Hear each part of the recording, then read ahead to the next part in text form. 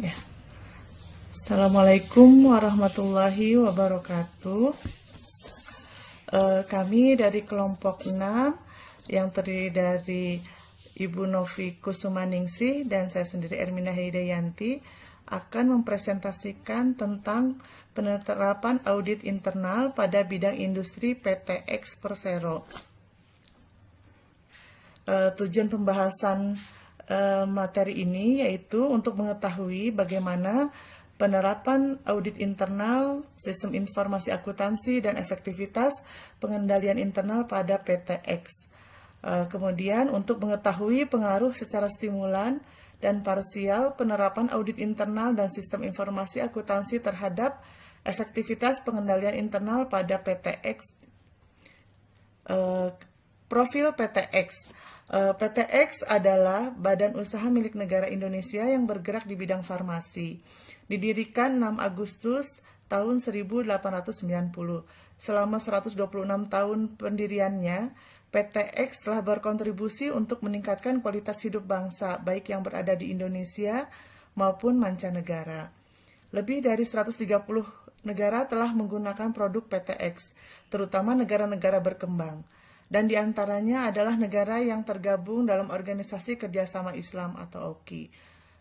Produksi vaksin PT X telah memenuhi standar yang telah ditetapkan oleh Badan Pengawas Obat dan Makanan dan mendapatkan prakualifikasi dari Badan Kesehatan Dunia atau WHO. Dengan kapasitas produksi lebih dari 3,2 miliar dosis per tahun, PT X telah memenuhi kebutuhan vaksin nasional dan kebutuhan vaksin dunia melalui WHO dan UNICEF. Dengan filosofi dedicated to improve quality of life, PT X berperan aktif meningkatkan ketersediaan dan kemandirian produksi vaksin di negara-negara berkembang dan negara-negara Islam untuk menjaga keamanan kesehatan global.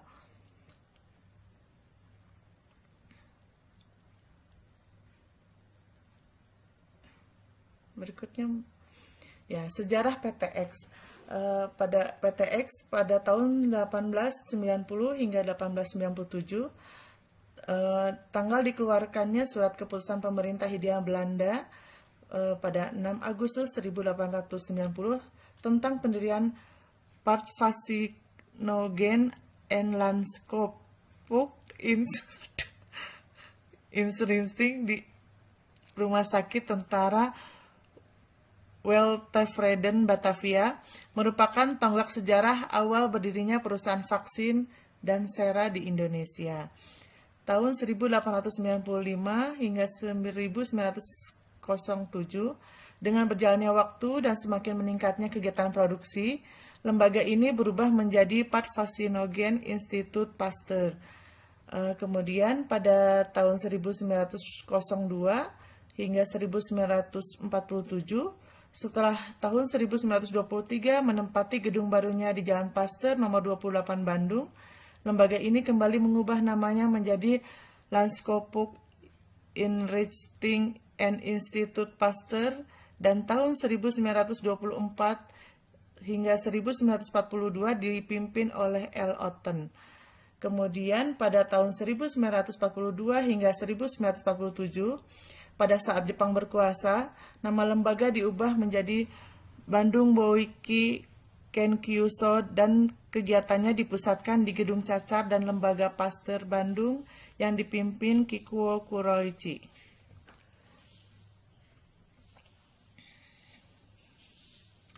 Kemudian pada tahun 1946 hingga 1947, kegiatan lembaga ini berpindah ke Klaten selama Bandung diduduki Belanda, sehingga Bandung Boeki Kenkyuso kembali berganti nama menjadi Landskapsvård Inrichting and Institut Pasteur.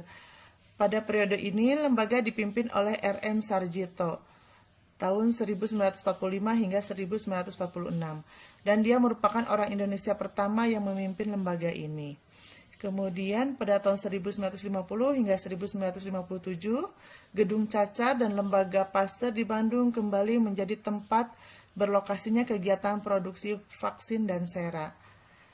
Pada tahun 1955 hingga 1967, seiring dengan terjadinya nasionalisasi berbagai perusahaan milik pemerintah Belanda, pemerintah Indonesia pada saat itu mengubah Landschapsburg Inrichting and Institut Pasteur menjadi perusahaan negara Pasteur.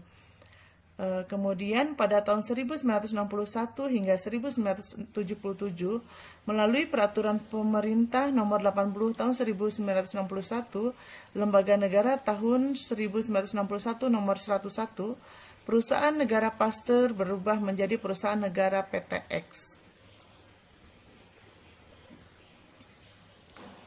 Kemudian pada tahun 1978 hingga 1996, setelah melalui penelitian dan penilaian, bentuk badan usaha PTX resmi menjadi perusahaan umum PTX dengan peraturan pemerintah RI nomor 26 tahun 1978.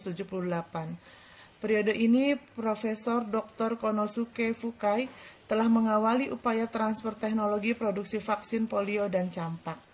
Kemudian tahun 1997 hingga 2015, setelah hampir 20 tahun berstatus sebagai Perum, melalui peraturan pemerintah nomor 1 tahun 1997, perusahaan berubah menjadi perseroan terbatas, yang selanjutnya dikenal dengan PT X Persero sebagai badan usaha milik negara Republik Indonesia.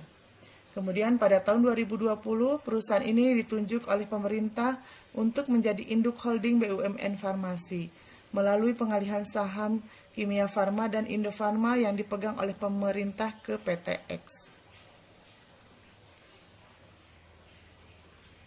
Permasalahan. Pada tahun 2016, Badan Pemeriksa Keuangan Republik Indonesia telah melakukan pemeriksaan terhadap pengelolaan operasional pada PTX dengan tujuan untuk menilai apakah sistem pengendalian internal telah dirancang dan dilaksanakan secara memadai untuk mencapai tujuan pengendalian serta menilai kesesuaian pengelolaan bisnis, pendapatan, biaya, dan investasi yang dilakukan perusahaan terhadap ketentuan perundang-undangan yang berlaku. Ternyata, terdapat beberapa temuan BPK pada tahun 2016, yaitu yang pertama, temuan pertama menyatakan bahwa SOP belum disusun. Yang kedua, temuan kedua yaitu lemahnya sistem pengendalian intern atau SPI. Yang ketiga, temuan ketiga PTX melakukan pemborosan atau kemahalan harga dan belum memungut denda keterlambatan atas pekerjaan pengadaan kalender dan agenda tahun 2015 tidak sesuai dengan ketentuan peraturan perundang-undangan.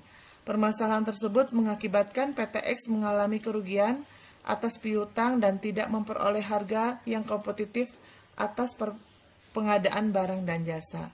Untuk selanjutnya akan diteruskan oleh rekan kami Mbak Novi Kusumaningsih. Kami persilakan.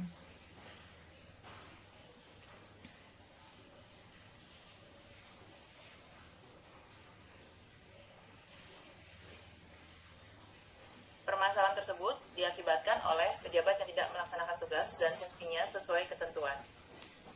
Belum menyusun SOP yang sesuai, kemudian pejabat yang bertanggung jawab kurang optimal dalam melakukan pengawasan dan pengendalian terhadap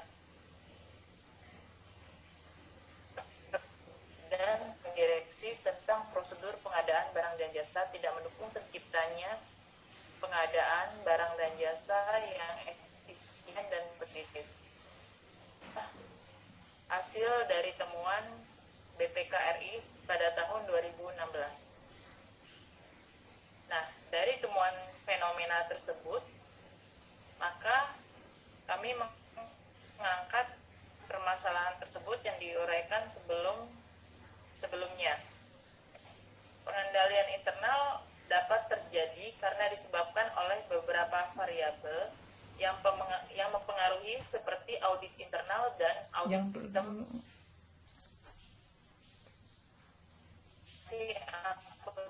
Yang pertama, audit internal mempunyai tanggung jawab dalam melaksanakan tugas pengendalian internal dan merupakan suatu kegiatan untuk memeriksa dan menilai efektivitas dalam perusahaan, serta dapat memperbaiki kinerja perusahaan. Maka dengan adanya audit internal, dapat menilai apakah semua kebijakan yang telah ditetapkan sudah terlaksana dengan tepat atau belum. Yang kedua, Selain audit internal, penerapan sistem informasi akuntansi pun dapat memperlancar aktivitas perusahaan agar pelaksanaannya dapat lebih cepat, tepat, dan akurat. Nah, berdasarkan sumber kajian yang ada, diperoleh bahwa sejak tahun 2020, pengendalian internal dan sistem informasi akuntansi yang terjadi pada PTX telah bertransformasi menjadi lebih baik dibandingkan dari fenomena pada tahun 2015 lalu yang ada temuan BPK tersebut. Karena roadmap divisi kepatuhan dan manajemen risiko pada PTX disajikan sebagai berikut. Pada tahun 2020,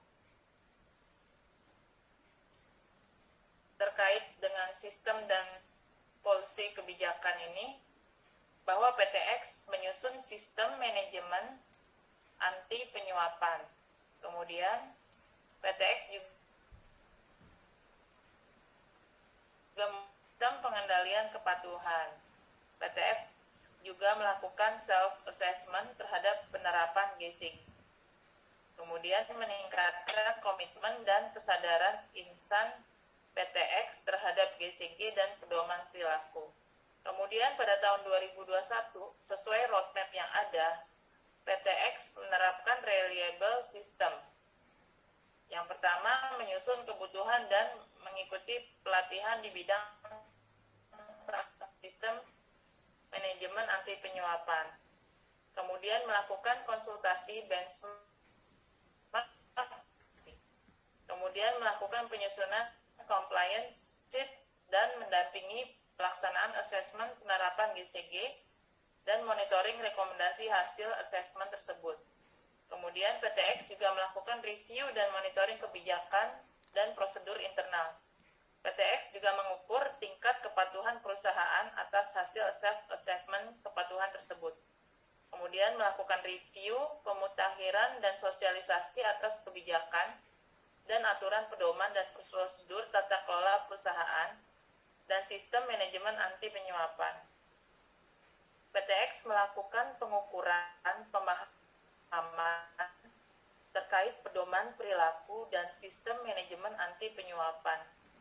PTX melakukan monitoring pelaksanaan sistem pengendalian kepatuhan, pelaksanaan pengendalian gratifikasi, penerapan GCG, penerapan sistem manajemen anti penyuapan, dan penerapan whistleblowing system. PTX juga menandatangani fakta integritas di setiap instannya dan melakukan monitor pelaksanaan uji kelayakan untuk divisi terkait sesuai klausul di dalam sistem manajemen anti penyuapan. Kemudian PTX melaksanakan tinjauan fungsi kepatuhan anti penyuapan dan monitoring pelaksanaan audit sistem manajemen anti penyuapan serta tindak lanjut temuannya. Dan PTX telah menyusun sistem tata kelola perusahaan yang terintegrasi antara induk dengan anak perusahaan. Kemudian untuk roadmap 2022, rencananya ini akan diterapkan untuk leadership, kemudian 2023 penguatan untuk strategic partner, kemudian untuk 2024 penerapan untuk governance dan enterprise risk management excellence. Jadi yang sudah berjalan ini di 2020 dan 2021 sudah sesuai roadmap dibuat oleh Divisi Compliance dan Manajemen Risk. Penerapan pengendalian internal dan sistem PTX ini diperkuat dengan adanya good corporate governance yang tadi kita jelaskan, yang juga secara aktif didukung oleh jajaran Dewan Komisaris dan Direksi PTX. Kejelasan pelaksanaan tugas dari masing-masing Dewan Komisaris dan Direksi, penentuan PTX disesuaikan dengan rencana kerja dan anggaran perusahaan RKAP. Penerapan fungsi kepatuhan dan manajemen risiko dan pembentukan komite, serta satuan kerja yang mengawasi dan mengendalikan internal PTX, merupakan perwujudan komitmen Dewan Komisaris dan Dewan Direksi dalam penerapan Good Corporate Governance. Untuk memastikan penerapan GCG tersebut, beberapa pihak independen ditunjuk oleh PTX untuk duduk dalam Dewan Komisaris dan Direksi. Jadi, GCG ini bukan semata-mata untuk memenuhi persyaratan berdasarkan peraturan yang berlaku, tapi memang dibuat secara independen dari kursi-kursi Dewan Komisaris dan Dewan Direksi yang ada. Kemudian saran dan penutup dari kelompok kami bahwa pengendalian internal yang dilakukan oleh PTX sudah lebih baik dari tahun 2015 lalu, yang saat ini di tahun 2020, dengan saran pengendalian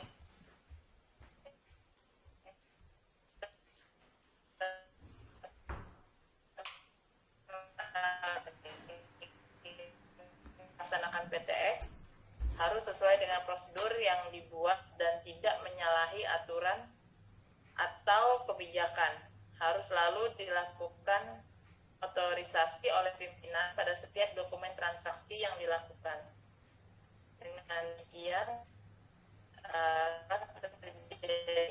dari pengendalian internal pada PTX dari tahun 2015 lalu yang banyak terjadi case-case tersebut, dan saat ini 2020 sudah ada perbaikan dengan adanya pengendalian internal yang meningkat dan sistem informasi akuntansi juga didukung oleh Good Corporate Governance yang sudah ada pelaporannya juga secara sistem whistleblowing system.